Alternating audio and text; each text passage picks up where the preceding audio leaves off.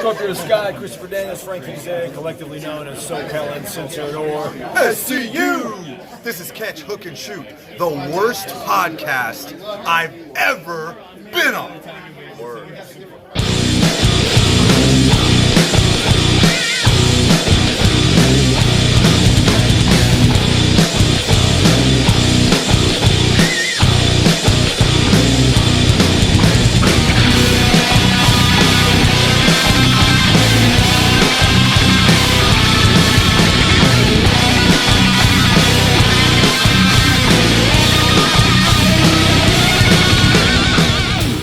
What's going on, everybody? Welcome to Catch, Hook, and Shoot. Today is Sunday, January the 19th, 2020.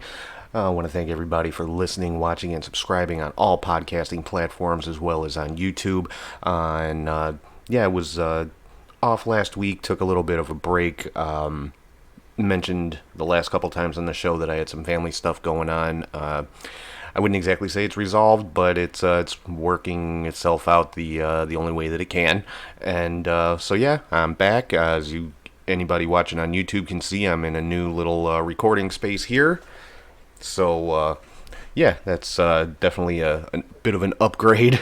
Again, thanks to everybody for listening, watching, and subscribing. Make sure you're following on social media at Catch Hook Shoot. Head over to patreon.com/CatchHookShoot for bonus content and ProWrestlingTees.com/CatchHookShoot for all your t-shirt needs. And starting off the show on a little bit of a sad note again this week. The last couple of weeks we've lost a few people in the wrestling world. First and foremost, La Parka passed away. Now, this is not the La Parka that was in WCW. This is the wrestler that took over the character in AAA after the original La Parka left. He passed away due to injuries that he suffered back in November. Pampero Firpo passed away. If you're not familiar with him, he is actually the one who inspired the Macho Man Randy Savage's "Ooh Yeah," and he was big in the I want to say in the 70s on like the West Coast, Hawaii, that kind of thing. Japanese wrestler Kazuo Sakurada, also known as Kendo Nagasaki, passed away, and probably the one that I'm sure everybody's heard about by now, the father of The Rock, Dwayne Johnson, Rocky Johnson, passed away just earlier this week. So want to send condolences out to all of their friends and families, and rest in peace to all of those gentlemen. So let's jump right back in here after having a week off, and we're kicking it off like we always do with the match of the week.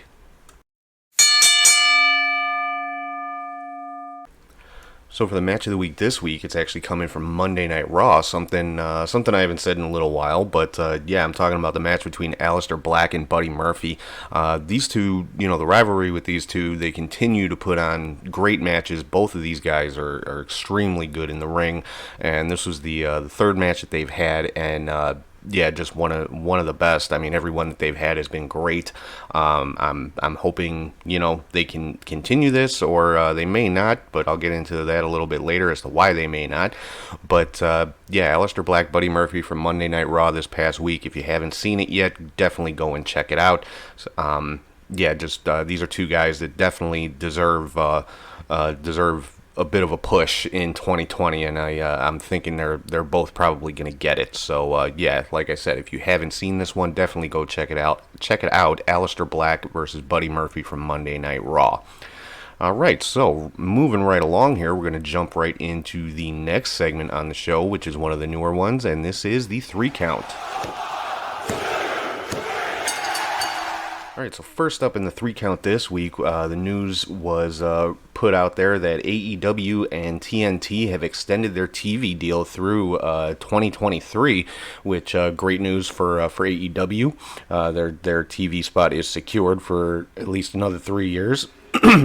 And it was also part of the same announcement that there's going to be a second weekly show added, and I guess most likely it's going to be AEW Dark.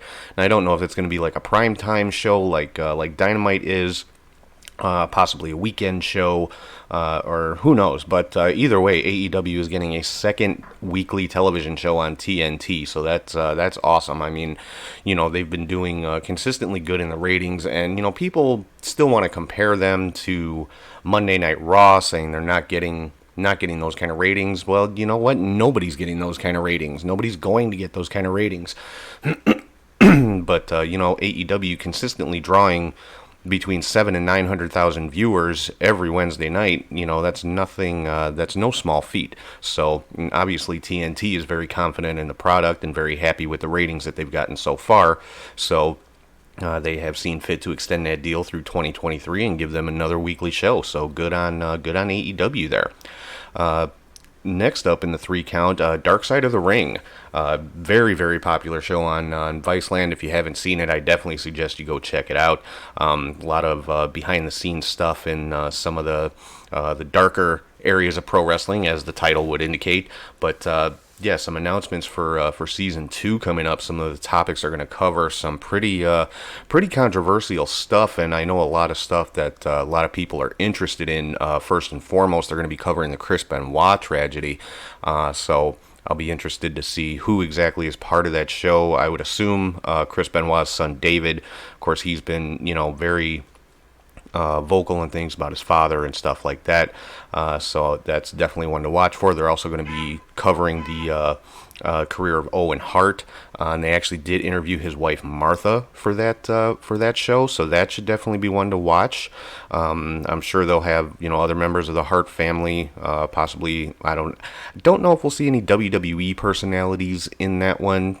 But I would definitely expect to see probably Bret Hart and other members of the Hart family, possibly, like, I don't know if you'd see Natalya, because like I said, she is part of WWE. I don't know how involved they would be in a show like this, but possibly like Davey Boy Smith Jr. or someone like that, possibly Owen's children, because they are, older now, obviously, so they could potentially be part of it.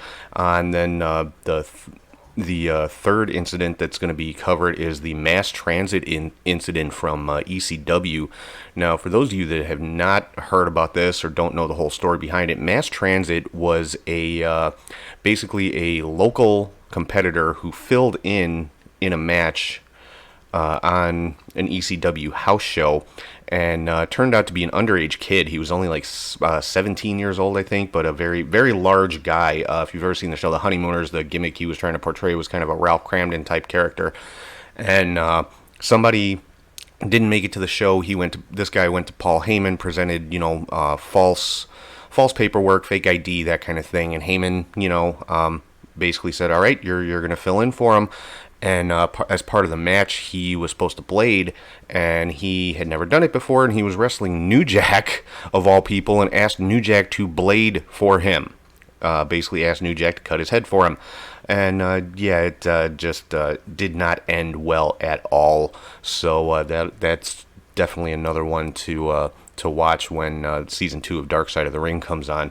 And the third part of the 3 count this week, the Royal Rumble is coming up, and of course with that every year comes rumors of surprise entrants and returns and things like that, and some of the names that have been thrown around have been just crazy. I mean, Paige was one that was talked about. I don't think that's going to happen with her injuries. I don't think it would allow for it. I don't think she could get cleared. I mean, she couldn't even take a bump when she got the green mist from Asuka when she was kind of expelled as the manager of the Kabuki Warriors. So, I'm not thinking she's going to be part of the Women's Rumble. Another name that there's been a lot of talk about has been Edge. The rumors are out there. He signed a new contract with WWE, and he's been cleared to get back in the ring. Now, we did see, I believe it was back at SummerSlam, he did get in the ring, and he did throw a spear at Elias, so that of course got everybody talking. Another big rumor is CM Punk. He's actually one of the odds-on favorite to win it if you go by the Vegas betting odds, and just because he's back sort of in WWE in some capacity as part of WWE Backstage. So that, of course, started rumors of him returning to the ring. I highly, highly doubt it. I don't see him working that directly with WWE. I mean, on WWE Backstage, he's working for Fox. I don't see him working that directly for WWE, but hey, I could be wrong. Another one rumored to possibly be coming back is Ronda Rousey. Ruby Riot's been out with an injury. You know, she could potentially be almost ready to come back at this point. Velveteen Dream, another one that's been out with an injury, although there was a report recently that the injury was a pretty serious back injury, and he, nowhere near ready to return yet. Of course, everybody's always talking about John Cena possibly popping up. Cain Velasquez, another one. He's actually confirmed for the Royal Rumble, so I think everybody's looking for him to be the one to eliminate Brock Lesnar to set up another match between the two of them. Tyson Fury's another one, although who knows with that one. And then, of course, as always, around this time of year, you start hearing the rumblings about The Undertaker, which, of course, I'd be more than happy to see him come back for the Rumble. Don't necessarily think he'd win it. I don't see him being in a WWE or Universal Championship match at this stage in his career. But as far as making an appearance and then, getting eliminated through maybe some shady means, it would set up a match for him at WrestleMania, which of course is the Undertaker's event. So that that I could see possibly happening. But so many rumors and speculation about people potentially coming back during the Royal Rumble, as there is every year. So let's move into what's been going on in pro wrestling this last week or so. On Raw, we had the return of the Big Show 2 weeks ago, actually. Came out to help out Samoa Joe and Kevin Owens against Seth Rollins and the AOP. And that set up for this past week a fist fight between those two teams, a six-man fist fight. And I guess the only way to win that match was basically referee stoppage. It was the only way to win. No pins, no submissions, no countouts, no DQs, just referee stoppage, and that's it. And AOP and Rollins ended up winning the match with help from Buddy Murphy, who is now apparently part of that faction. So that's why I said earlier I don't know if they're going to continue with the Murphy and Aleister Black storyline that's been going on, unless Aleister Black is going to join up on the Big Show, KO, and Samoa Joe side.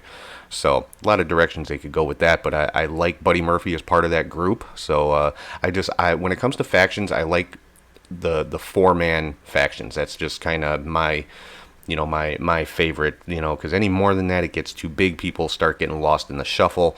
Any less than that, it's just a six-man tag team. So, but yeah, Buddy Murphy, I think, a very nice addition to Seth Rollins and AOP. An interesting moment on Raw. Brock Lesnar came out. Paul Heyman was doing his normal, talking, and was interrupted by R-Truth, of all people. And, it was an entertaining segment. R-Truth ended up taking an F5, and then when he was trying to make his way to the back, he was attacked by Mojo Rawley, and Mojo is your new 24/7 champion. Now, that title was swapped back and forth a little bit at a house show, I guess, during the week, too. But last I read, Mojo is currently the 24/7 champion. Moving over to NXT, Mercedes Martinez has signed a contract with WWE, finally. I know there was a lot of speculation out there as far as where she was going to end up. I mean, she's been around for so long and she is so good. The fact that it took this long for somebody to sign her is honestly a travesty. She should have been signed a long time ago. Personally, I thought she would end up in AEW because she made an appearance at the last pay-per-view. But she did sign with NXT, so good on her. We've got the Final Four of the Dusty Classic coming up this week, and those two matches are going to be Imperium taking on Pete Dunne and Matt Riddle, and then you've got the Undisputed Era taking on the Grizzled Young Veterans. So two matches of NXT versus NXT UK. Now, if I had to pick a final, I would say probably Imperium versus the Undisputed Era, and that would be just a ridiculous match for the finals of the Dusty Classic. But honestly, any two of these four teams would have a great match in the finals. Also, this past week saw the return of Kacy Catanzaro. There was a lot of talk that she had retired because of, I believe it was a back injury that had kept her out for a while, but she did return this past week in the number one contender battle royal for the NXT Women's Championship, which was won by Bianca Belair. So she'll be challenging Rhea Ripley at NXT TakeOver Portland. Actually, either Rhea Ripley or Toni Storm, depending on what happens at the Worlds Collide pay-per-view next week, but we'll get into that in a minute. This coming week on NXT, we're going to see a North American title match with Keith Lee and Roderick Strong. And I think, me personally, it is time to strike while the iron is hot with Keith Lee. I mean, had an amazing end to 2019 with the Survivor Series and TakeOver War Games. He's one of the most popular wrestlers in NXT with the crowd. So I think it's time to put a belt on him and, and see how far he can take it. Some other interesting NXT news. They've been trying out a new tag team on the house show circuit, and that tag team is Mike Kanellis and Tony Nese. Definitely an interesting pairing, and I think they would complement each other pretty well. So hopefully we'll see that team on TV in the near future. Some interesting news on SmackDown. Kane made an appearance on SmackDown, announced his entry into the Royal Rumble, and while Kane was in the arena, of course, the lights went down, red lights came up, the Fiend came out from under the ring, and Kane had already gotten out of the ring at this point, and he basically just turned to the Fiend and said, "What took you so long?" And then from behind, Daniel Bryan attacked the Fiend and just beat him back into his hole in the ring. So that was really the first time we've seen somebody get one up on the Fiend. So that was a pretty interesting moment. So I'm wondering if that is a kind of a prelude of things to come with the Universal Championship match coming up at the Royal Rumble. Moving on to the Worlds Collide pay-per-view coming up next Saturday prior to the Rumble. This one is basically NXT versus NXT UK across the board, and this is a killer lineup. I mean, the main event, you've got an 8-man tag match between Imperium and the Undisputed Era. That's a main event pretty much anywhere in the world. Rhea Ripley defending the NXT Women's Championship against Toni Storm. Finn Balor taking on Ilya Dragunov. That one is going to be a fantastic match with those two guys, no doubt about it. Angel Garza defending the Cruiserweight title against Isaiah Swerve Scott, Jordan Devlin, and Travis Banks. So you've got two from NXT, two from NXT UK in a four-way match for the Cruiserweight title. And then a kind of a special tag team match. I wouldn't necessarily call it a grudge match, but definitely a dream match here. DIY, the reunited DIY of Johnny Gargano and Tommaso Ciampa taking on Mustache Mountain, Trent Seven, and Tyler Bate. That one, I'm going to go on record right now, that match is going to steal the show. Possibly the entire weekend, DIY versus Mustache Mountain. So I cannot wait to check that out next Saturday. Getting into some AEW news, the fourth member of the Nightmare Collective was revealed to be independent wrestler Dr. Luther. I don't think too many people are familiar with him, but he's got a great look. He's kind of their, I guess you could say, their enforcer to a certain extent. So I'm digging Dr. Luther so far. I mean, I'm one of those that wasn't real familiar with him. I'd heard the name before, but I didn't know a whole lot about him. But I'm definitely liking it so far. 2 weeks ago on AEW, Jon Moxley gave his answer to Chris Jericho about joining the Inner Circle. Originally said yes, and turned out to be a swerve. Busted a bottle of the bubbly over Jericho's head, and basically said, I'm not joining Inner Circle. And then this week we saw Cody accepted MJF's terms for the match between he and MJF at the next pay-per-view, Revolution. The first of those terms, a cage match versus Wardlow, is going to take place February 9th in Atlanta on Dynamite, so I cannot wait to see that. You guys have heard me talk ad nauseum about Wardlow, so his first match in AEW is going to be a cage match against Cody Rhodes, and that's, I can't wait to see it. Then we also saw Chris Jericho attack Moxley after Moxley had won his match this past week. Kind of a throwback to the old, if any of you guys remember when the Legion of Doom, the Road Warriors, turned heel on Dusty Rhodes. I believe it was Animal took a spike off of his shoulder pads and dug it into Dusty's eye. Jericho kind of did the same thing, took a spike off of his jacket and didn't dig it into his eye, but just kind of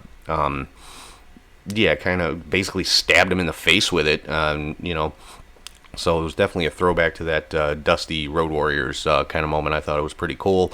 But next week we are going to have a number one contenders match with Jon Moxley versus Pac. That's going to be actually, I guess, taking place on the Jericho Cruise. There's where AEW Dynamite is going to originate from this coming week, so that should be pretty cool. Then there were a lot of rumors this week about Brian Cage signing with AEW. Now, those have been shot down by both Cage and his wife, Melissa Santos. But, basically they said that nothing had been signed. Doesn't mean an offer hasn't been made. Doesn't mean negotiations aren't going on. But they both basically said nothing has been signed. So, but I'd love to see Cage show up in AEW. I think he's one of the top guys out there right now. And, he's one that I just, and somebody mentioned it online as well when this was out there, when the rumors started floating around out there. Cage could potentially be Cody's backup to kind of counteract Wardlow. And I've seen Cage and Wardlow in the ring previously at Warrior Wrestling. And that's something that needs to be on a big stage like AEW. Getting into some Ring of Honor stuff going on here. Looks like Marty Scurll has actually re-signed with Ring of Honor. Bit of a surprise because I know a lot of people expected to see him in AEW with the rest of the Elite. But apparently Ring of Honor offered him what was being called WWE main event money. How could you turn something like that down? Plus, they apparently made him head booker for Ring of Honor. That's a spot that's been held by Delirious for a number of years. Delirious obviously still working in creative, and I'm sure, working with Marty. But, Marty Scurll made the head booker as part of his new contract.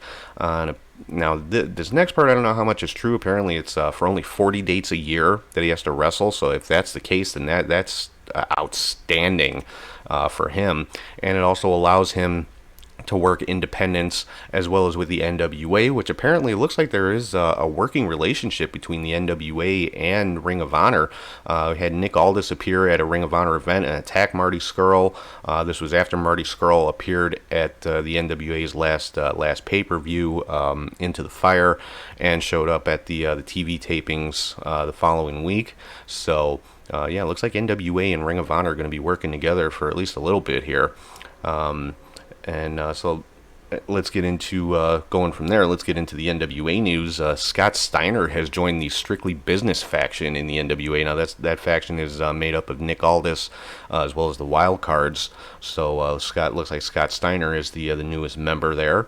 Coming up this next week on NWA Power, Ricky Morton is getting a shot at the NWA World's Heavyweight Championship against Nick Aldis. Now, Rock and Roll Express are already NWA World Tag Team Champions. Ricky Morton has had, and I'm talking back in the day, back in the 80s, against Ric Flair and stuff, he's had world title shots before. He's been in that main event spot before. So I never did win the title, but I think it'd be cool if they put the title on him, even if it's just for a couple of weeks. So, even if he, wins the title and then loses it back to Aldis the following week, I think it'd be pretty cool to see Ricky Morton as a world champion, just even for a little while.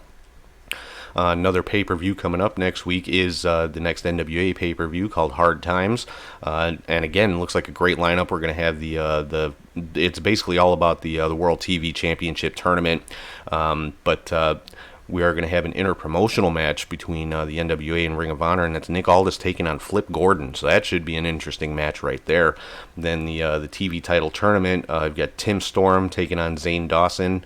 Ricky Starks versus, to be announced. There's 2 open slots here that they have not announced who's going to be taking them. So I'm guessing there are going to be some surprises at this pay-per-view. Then Zicky Dice taking on another to be announced on the excuse me, and then the question mark, another one, question mark taking on to be determined. So, and then you've got the semifinal and the final. So basically, the majority of the pay-per-view is going to be the TV title tournament. So should be interesting. I'm curious to see who some of these to be announced ones are, and who's going to come out eventually as the new NWA World TV Champion. Moving into some Impact news, we have a new Impact World Champion in Tessa Blanchard defeated Sami Callihan at their pay-per-view last week. So that's definitely, Impact taking a chance here, putting their top title on Tessa Blanchard, and a lot of controversy surrounding Tessa the last couple of weeks about some things that she said several years ago, and her attitude and the way that she's treated people. I'm not going to get into all that. I try to avoid the big outside the ring controversies, because it's just it's not about wrestling. That's about the wrestlers' personal lives, and so I try to. I try to stay away from that just because the show's supposed to be fun. This isn't me spouting my political thoughts or anything like that. But, if some of these allegations about Tessa are true as far as the racism and the bullying and everything, I will just say this. It's not, it's not that kind of stuff doesn't have, it's not just that it doesn't have a place in pro wrestling, it doesn't have a place in the world. I mean, come on. When you get right down to it, the very concept of racism is just completely ignorant. Same thing with bullying. It's just, it's just not even something there's no excuse for it. There's no justification for it.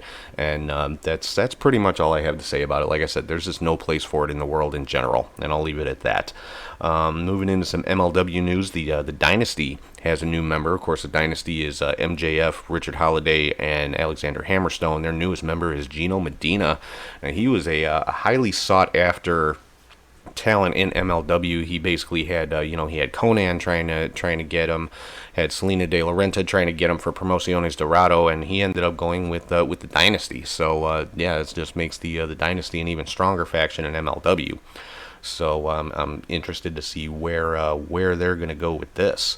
So that's pretty much it for the news and rumors for the week. So now we're going to get into our next segment, which is the Indie Cut with my buddy Charlie G.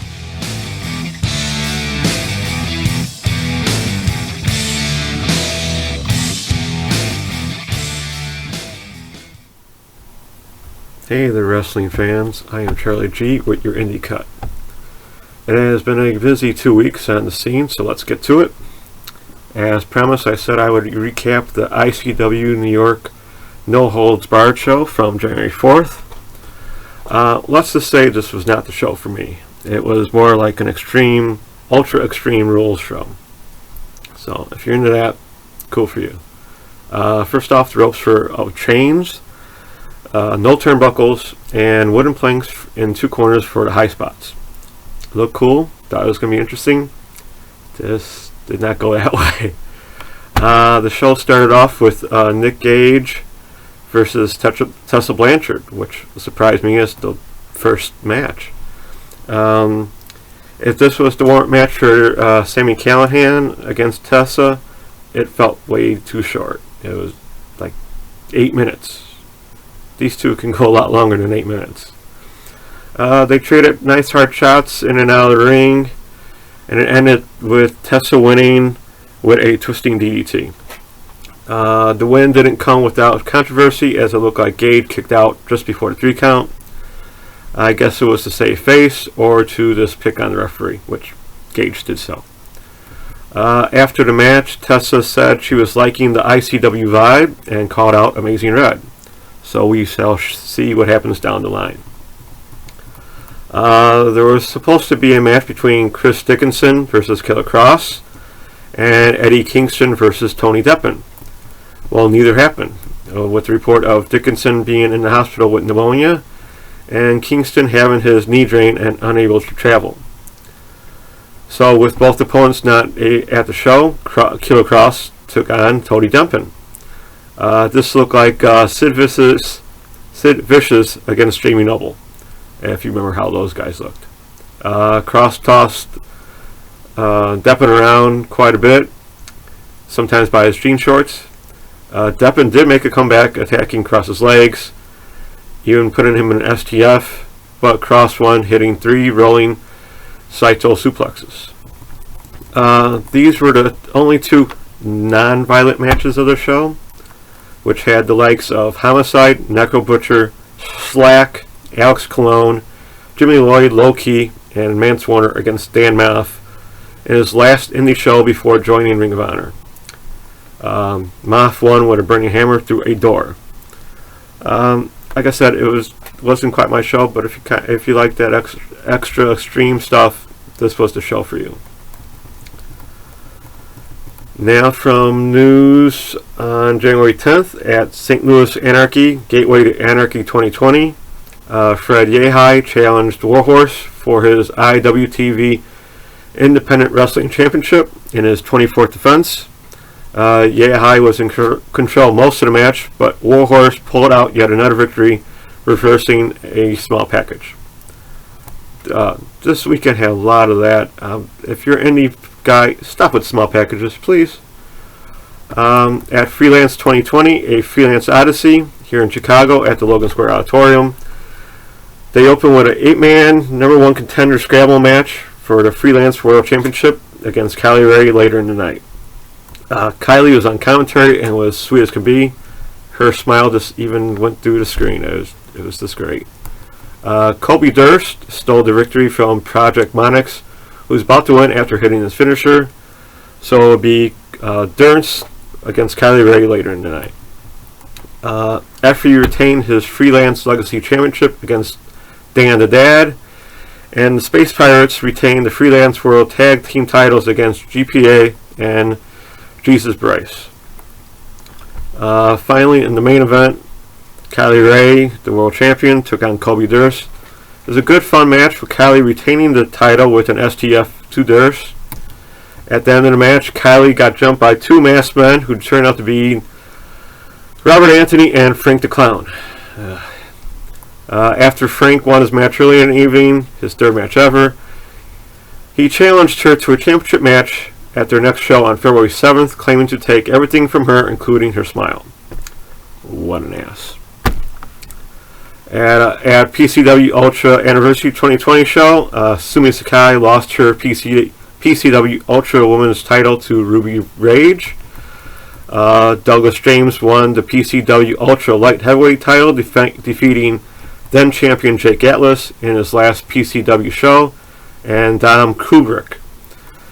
And finally, Alexander Hammerstone defeated Mil Mortes to become the new PCW Ultra Heavyweight Champion to finish off a busy Friday night.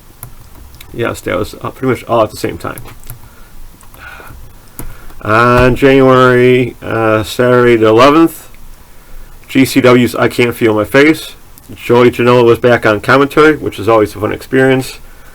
Sounds like he is still booking shows, which is always good to hear. I've been a fan of his since Spring Break 2017. During intermission, Janela said he got his wish and will return to action for GCW, and that will be at the February 15th show, claiming he will never leave GCW until they have to carry him out. I believe that. The show started off with a 6-man Scrabble match with my new favorite wrestler, Blake Christian, defeating Treehouse Lee. Yes, the match started off with another choreographed set from Christian, but it's always fun how he does it. He's getting it, and he doesn't care what anyone says. Christian won after hitting an Osprey elbow into a top rope corkscrew splash. It was an awesome match, I might say, and an awesome move. Jake Atlas, in what was said to be his farewell indie match, lost to Tony Duffin, who hit a middle rope Canadian Destroyer and a beheading elbow. It was a solid match between these two, I must say. Sad to see Jake leave the Indies, but I'm sure he will do better things. He'll do great things in NXT.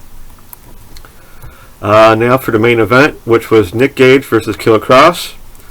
Kross jumped the bell as Gage was trying to get to Ricky Shane Page, who was in the previous match, who technically stole his title earlier in the year. Kross still wearing his suit. Sound like some flight issues, so he didn't look too happy, but when does he? He busted Gage open with a couple hard shots to the face, so this turned into a nice little bloodbath. It was a hard-hitting match. Gage ended up putting a rear naked choke on Kross, who was still wearing a suit, and the ref had to call for the bell. It was a good GCW show to start the year. So, from overseas news, from January 5th at Pro Wrestling Noah, Michael Elgin won a match in 8 seconds against Musoya Inoue. Sorry for the pronunciation. Thunder Rosa became the first non-Japanese wrestler to win a title in Tokyo Yoshi Pro Wrestling when she defeated Maki Ito to be crowned International Princess Champion. And on January 10th at RevPro's New Year's Revolution, David Starr defeated Shane Custom to become the new SWE World Heavyweight Champion. And January 11th at EVE Wrestle Queendom 3, Charlie Evans and Millie McKenzie became the new EVE Tag Team Champions. That was actually a fun show. Better than Evolution, I might say. As for this week, it's been pretty quiet as of recording this Saturday afternoon. Last night at Evolve 143, the besties in the world retained their Evolve tag titles against the Unwanted, and Anthony Green defeated Josh Briggs in a no DQ match. The rest of the weekend action happens later today with Black Label Pro and Nobody Puts BLP in the Corner, Glory Pro David Lee Memorial Tournament, Evolve 144, GCW Take a Picture, and Progress Chapter 101. So I will recap all that next week, along with AAW's A New Dawn, along with any other shows that might pop up along the way. In gaming news, Retromania Independent Wrestlers Tournament Round 1. The results for in the Dreamer Division, Matt Cross defeated Jeff Connolly. Luke Hawks defeated Elliott Russell. Steve Miggs defeated Gregory Iron. The Man Scout defeated Andy Dalton. In the Retro Division, Simon Miller defeated Dave Dahl. Warhorse defeated Hugh Manley. Caleb Connolly defeated Kevin Koo. Joey Spencer defeated Matt Sigmund. And in the Powerhouse Division, Jervis Cotterbelly defeated Carter Mason.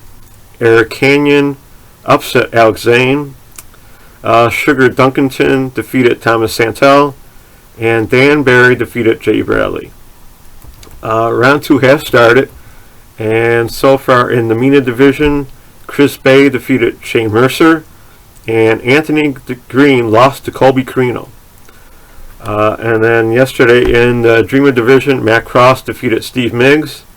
And today's vote was Luke Hawks versus the Man Scout. So remember, you can vote on Facebook, Twitter feed, Instagram post, and Instagram story. That's it for me. Until next week, that's a wrap. Back to you, Tom. All right, so that was Charlie G with the Indie Cut. Thank you again, Charlie. I cannot express enough how much I appreciate his contribution to the show. So happy to have him as a new part of the show in 2020, and he's doing an awesome job so far. So definitely show him some love with some comments and things like that. And that's like I said, I can't thank him enough. Can't say enough to show my appreciation for what he's contributing to the show every week. So let's get into our next little segment here, which is one of my favorites, like always, and that's the Troll of the Week.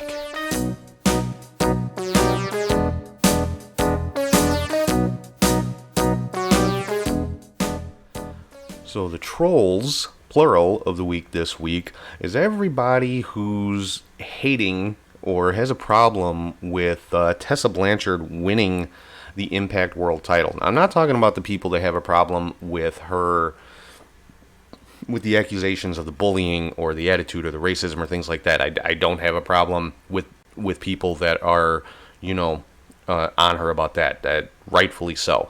My problem is the people who, for some reason, take issue with a woman winning the world title, with a woman being the top champion in a company. I mean, that to me, it's blatant sexism. Honestly, that's what it is. I mean, I saw so many people make the exact same comment. Oh, that's it. That killed the division, or it killed Sami Callihan's career, or it killed Impact. Guys, Impact's been dying for 18 years. I think it's okay. I really do. So and it's ridiculous. I mean, there's no rule, there's no law that says a woman can't be the top champion in a wrestling company. I mean, it's pro wrestling, guys. It's not a legit straight up one-on-one fight. No company would ever allow that. A straight up no. You're never going to see an MMA fight between a man and a woman. You're just not. It's not going to happen. Nobody's going to sign it. I mean, if they're in the same weight class, I don't see a problem with it. If they don't have a problem fighting each other, and they're in the same weight class, then hey, more power to them. But beyond that, I mean, you're never going to see it happen in boxing or MMA or any other sports really, like the NFL or the NBA or even Major League Baseball. And in some of those cases, I don't understand why. Because take baseball for example. It's a non-contact sport. And, I'm positive there are women out there that can play just as good as any man out there. So, why not give one of them a shot on a major league team? But, it just shows people's attitudes towards women when they say, stuff like, oh, Tessa winning the title is kills the division, or it kills the company, or it's somehow damaging to Sami Callihan. I mean, Sami, while maintaining his heel persona, has been one of the biggest advocates of women in pro wrestling, and being in that main event spot and being in a top spot for the company. So, obviously Sami didn't have a problem with it. He went out there, he had the match. He's had this long feud with Tessa. They've had several matches, and he, in this particular case, he did the job for her. So, obviously Sami doesn't take issue with it. And it's definitely a gutsy move on Impact's part. It's something that's never been done before by a major company. It was done, in Lucha Underground, but I think that's really about it. And, so, I mean, hey, love it or hate it, it is what it is. Tessa Blanchard is the Impact World Champion. So, good for Tessa. Like I said, this isn't about the people that are getting on her about the bullying and things like that. This is for people that are getting on her that just simply have an issue with a woman being the world champion. I mean, it's just, it's stupid. It really is. So, good for Tessa. Hope she has a great title reign. And, yeah, it is what it is. Love it or hate it, Tessa's your Impact World Champion. Me personally, I like it. So I'm curious to see where we're gonna go from here. Who's gonna be the next challenger? Is it gonna be a woman? Is it gonna be a man? Is it gonna be another member of OVE perhaps? Also some more Impact news I forgot to mention. At the TV tapings this week in Mexico, Jordynne Grace defeated Taya Valkyrie to end her over 1 year reign as the Knockouts champion. So congrats to Jordynne Grace, one of my favorite wrestlers out there right now, your new Knockouts champion. And also it was announced that Impact is bringing back the Lockdown event, where it's the whole event is all cage matches. So that should be interesting. That was always my favorite Impact pay-per-view. So anyway, that's going to do it for the Troll of the Week. So we're going to roll right along into the next segment, which again, this one is becoming one of my favorites because it's a lot of fun to put together, and I'm talking about the Fantasy Booker.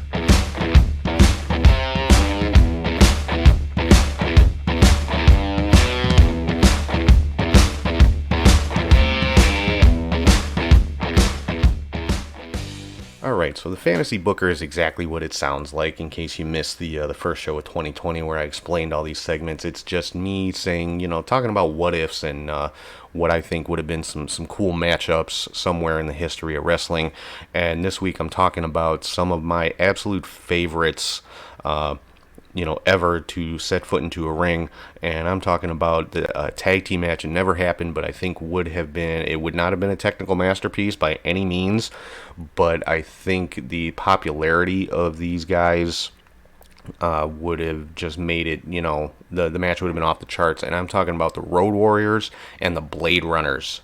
Now, if you're not familiar with the Blade Runners, that was the tag team formed by Sting and the Ultimate Warrior at the very beginning of their careers. And at the time, the Ultimate Warrior was known as Blade Runner Rock, believe it or not. So, but yeah, you think about the careers that all these guys have had. The Road Warriors, considered by many to be one of the greatest tag teams of all time. Some would say the greatest tag team of all time. Sting, of course, his career speaks for itself. Ultimate Warrior, WWE Hall of Famer. That didn't have the longest career. Had a lot of I guess you could say, attitude issues that caused him problems with with his career, with whatever company he was with. But still no denying his popularity at the height of his career. So if you think about, had the Blade Runner stuck together, had the Ultimate Warrior not left Mid-South Wrestling, and had they stayed together through the WCW buyout of Mid-South, or the UWF as it was known at the time, and the Road Warriors were part of WCW then as well, I think that could have been an amazing, amazing rivalry with these guys. You've got four big, strong, muscled up, just badasses in the ring. And it, like I said, the match would not have been a technical masterpiece. It would have been a straight up brawl. It would have been punches and kicks and power moves, and that's, that would have been that. But I think the fans would have ate it up, and that's a match I would sit and watch over and over and over again. Like I said, because you're talking about four of my all-time favorites. So that is the fantasy booker for this week: the Road Warriors versus the Blade Runners. Hey, if you've got a WWE video game, maybe not the most recent one, because wow, but where you can do the create a character or whatever, hey, maybe book that one for yourself, see how it comes out. The Road Warriors versus the Blade Runners, because that would have definitely been something that 10-12-year-old me would have gone nuts for. So moving on from this fantasy booker, the next and final segment for this week is the weekly hot take.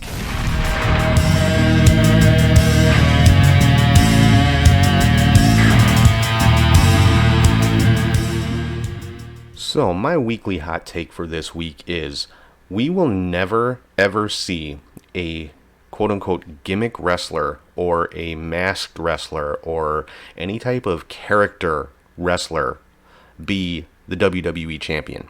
Now I'm talking the WWE Championship. I'm not talking about the Universal title. I'm not talking about the World Heavyweight title from several years ago. I'm talking about the top title, the WWE Championship. You're never ever going to see a gimmick wrestler or a masked wrestler or a small wrestler, for that matter, as your WWE champion. I mean, you've seen Rey Mysterio as WWE champion for about a half an hour, or as far as small guys go, Rey was small too, small and masked, but Kofi Kingston, not the biggest guy, but he was WWE champion for a little while there. But these are the exceptions. These are not these are the exceptions to the rule, because you look at somebody like Goldust, Dustin Rhodes, one of the best workers in wrestling for the last couple of decades, and never even really got a chance at the WWE title, or somebody like Doink. I know that Doink the freaking clown, but I mean, you look at the person under the face paint, tremendous wrestler, and I'm talking about the first Doink, tremendous wrestler, great in-ring worker, but never would have been put in a main event program, or and again, I'm not talking about like the Universal title. Obviously, the Fiend is the Universal Champion right now. He's masked and he's a gimmick, but again, it's an exception, and also it's the Universal title. But back in the day, you would have never seen Hillbilly Jim as the WWE champion.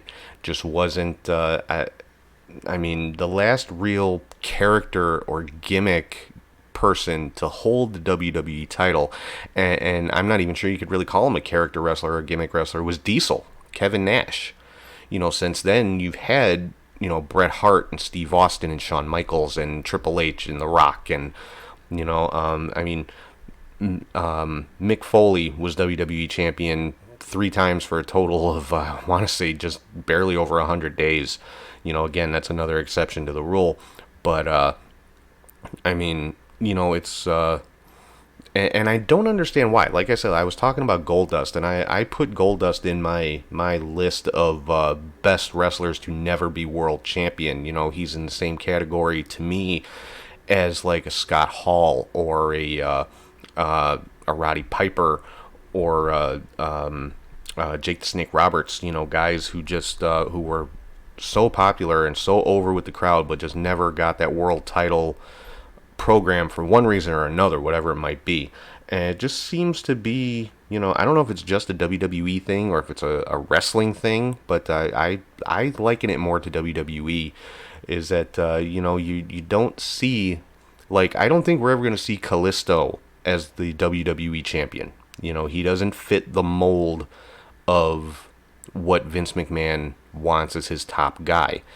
Same thing. I don't think we're ever going to see Tony Nese as WWE champion. As good as he is, as great of a look as he has, he's a cruiserweight. So I don't. And it just, if you look at the WWE championship throughout the years, there's a pretty set